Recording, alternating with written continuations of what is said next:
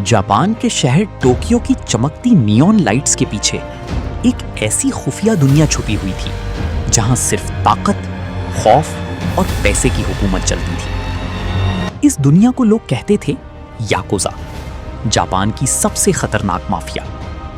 और इन सब में एक नाम सबसे ज्यादा मशहूर था, कोरो ओनी, यानी ब्लैक डीमन। पुलिस के पास इसके खिलाफ सबूत थे, लेकिन कोई भी इसके खिलाफ गवाही देने की हिम्मत नहीं करता था, क्योंकि जो भी इसका नाम लेता वो अचानक गायब हो जाता। टोक्यो की एक छोटी गली में रियो नाम का एक खामोश लड़का रहता था। उसके वालिद एक छोटी नूडल शॉप चलाते थे। रियो बचपन से कमजोर और खामोश था।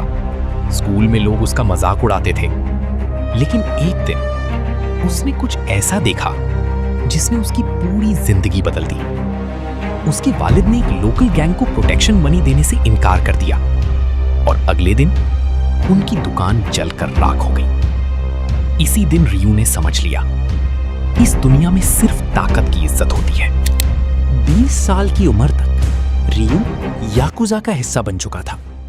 उसने मार्शल आर्ट सीखी, गैर कानूनी हथियारों का कारोबार शुरू किया, खुफिया कसीनो चलाए और आहिस्ता आहिस्ता वो टोक्यो अंडरवर्ल्ड का खतरनाक नाम बन गया। लोग उसे कहते थे कोरो ओनी, ब्लैक सूट, ड्रैगन टैटू और ठंडी नजरें। उसका एक असूल था, धोखा देने वाले को दूसरा मौका नहीं मिलता। कहते हैं उसने अपनी ही बेहतरीन दोस्त को गद्दारी पर खुद गोली मार दी थी। केन वातानाबे खुफिया तौर पर याकुजा की तहकीकात कर रहा था।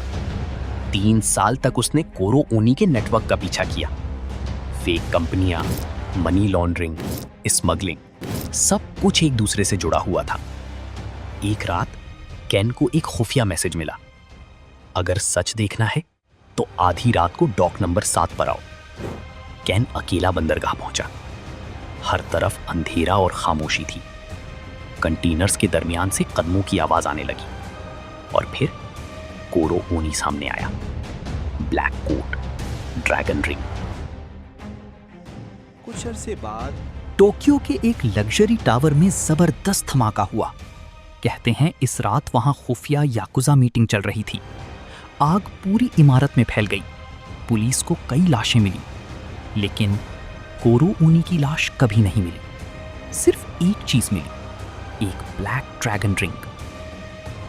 आज भी टोक्यो के अंडरग्राउंड क्लब्स में लोग आहिस्ता आवाज में कहते हैं, कोरो ओनी अब भी जिंदा है।